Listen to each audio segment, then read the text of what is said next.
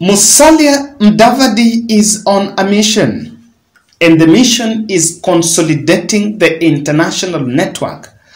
Political experts are arguing that some of the obligations that Musalia Mudavadi is actually given are obligations that should be domiciled in the office of Deputy President Rigathi. But the truth of the matter, and speaking truth to power, the vengeful Uhuru attacks and the personal vendetta against Uhuru Kenyatta is actually doing more harm for the second in command as Musalia Mudavadi thrives. Welcome to the bold analysis. Sometime 2 weeks ago, Musalia Mudavadi represented President Uhuru Kenyatta in a DRC meeting in Bujumbura, in East African country. But after that, he also where he met former President Uhuru Kenyatta. And after that, he again flew to Nigeria to represent President Uhuru Kenyatta in an inauguration ceremony of the president-elect. The same place they also met with President Uhuru.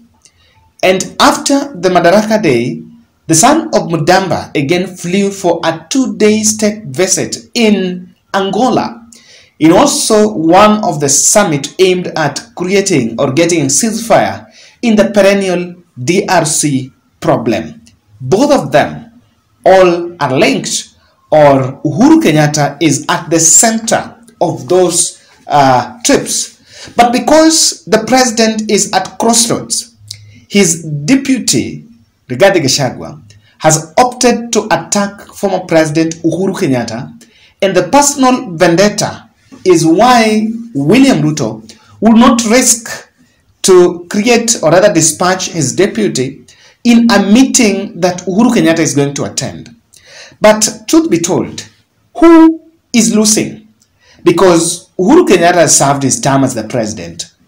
And as a formidable politician, for you to be a formidable politician and well polished, getting the international clout under you is something interesting that each and every politician normally wishes to have.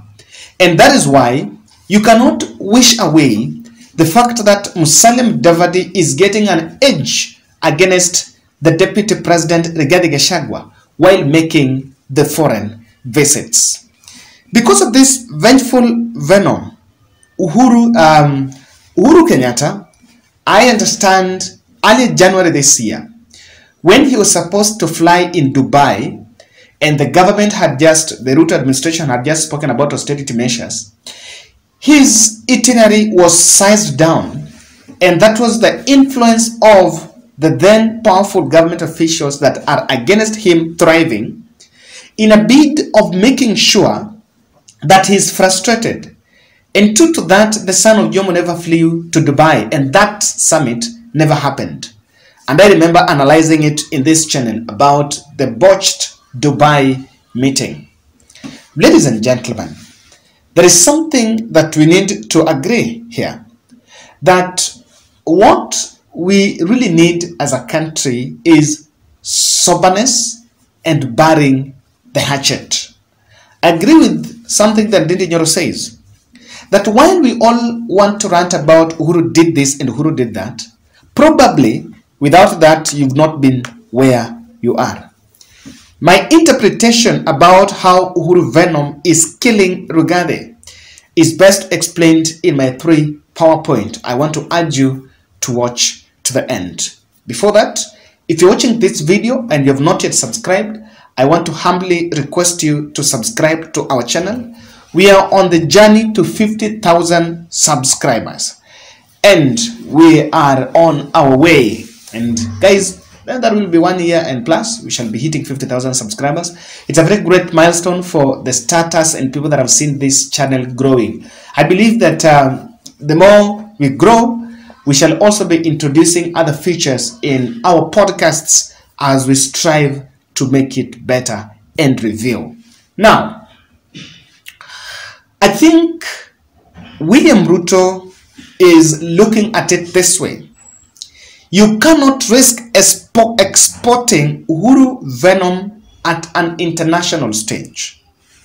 And truth be said, sometimes during last year at inauguration, in something that was seen as just trying to excite the crowd and create the moment of euphoria and just excite the crowd for the moment, Rigathi went bare knuckle against former President Uhuru Kenyatta, and Uhuru was seated there with other East African countries. But there is something that someone once told me, that Rigathi forgot that even those heads of states that were attending that inauguration, they're not that clean. And even them will not entertain a person that takes such an angle. I may not be shocked to understand that perhaps even other East African heads of state are very uncomfortable with the conduct of Rigathi Gachagua in the last at that swearing in. And maybe in the fullness of time, we may come to realize that one of his biggest undoing that even killed his international liking is that blunder that he made. But far from it, I know that he has continued, and I think in private engagements, probably William Ruto knows very well that Rigathi Gachagua do not want to hear of anything of Uhuru. And even apart from that, you know, the attacks on Uhuru Kenyatta's farm was largely, and I think Kindiki has confessed, that those within the UDA administration had been funding those attacks. So we cannot wish away that. And probably that is one of the reasons why Uhuru Kenyatta cannot share a table with Rigathi. But far from it, I want to make it clearly, and in my personal observation, that I think the deputy president is incompetent in terms of diplomacy etiquette. And I want to give a very good example. Recently, a US senator, I think Steve Cook, met with Rigathi Gachagua here in some ceasefire meeting, and probably the US was pushing for some bit of a handshake between the opposition and the ruling coalition. But Rigathi Gachagua will then the next day get to a rally or some event and attack the US envoy for what he called that why have they not had a handshake with Trump, and in what was seen as someone who cannot keep, even in the guise of truthfulness, there are some truths or there are some things that you must always keep under the carpet. And so the brakes and the gears, he seemed not to have the gears to understand what to say where and how to say it. So that incompetency in diplomacy is something that you cannot wish away as one of the reasons why he's not around power. But learning from the past, I've always realized that for the deputy president, that position is normally a position that is under the control of the president in power. And all other international engagements that are done are actually mostly approved by the president. And in fact, let me say, Musalia and Rigathi Gachagua, the foreign missions and the foreign trips are actually approved by the State House. They get the approval from the president. All the others get the approval from public service, and if it is parliament, then it's parliamentary service. If it is judiciary, it is judicial service. But the executive office, for example, Rigathi Gachagua's trips are organized and under the approval of President Uhuru Kenyatta or President William Ruto. There is a high likelihood that there is a simmering fallout between those under President William Ruto, or rather President William Ruto's handlers, and those that are handling Rigathi Gachagua. So the intention could be clear, and this is what the risk that it might actually befall is international clout.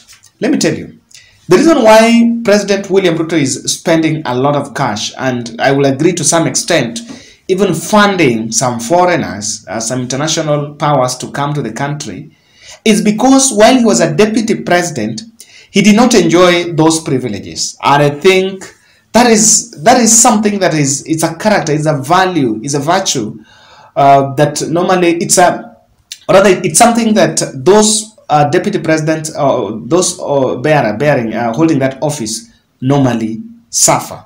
So while someone might look at it differently, but I see it as they need to be very sensitive and very careful, because what is perpetuating his absence from some of these foreign trips is that hungriness with Uhuru Kenyatta. And you know, Uhuru Kenyatta is still having a lot of international clout, especially in the East African region. Ladies and gentlemen, are you looking for interior and exterior design solutions? That is why I have one of the best that you need to sort after, Kwango Art and Design. They are specialized in wall and floor tiling, TV displaying units, granite kitchen, worktop cutting, fitting and polishing, container fabricated homes, office partitioning, office reception, desks, furniture, and other commercial spaces and design. So whether you want to design a commercial residence or a commercial premise or a residential space, then you need to sort it out with Kwango Art and Design. And you know, when you see me taking the bold step to introduce a brand to you, then you must know that I've done my work and it is one of the best you need to look after. So contact them here. The number is +254 710 444 353. And I want to repeat again, +254 710 444 353. Kwango Art and Design. Some of the best solutions that you need for interior and exterior design. Thank you.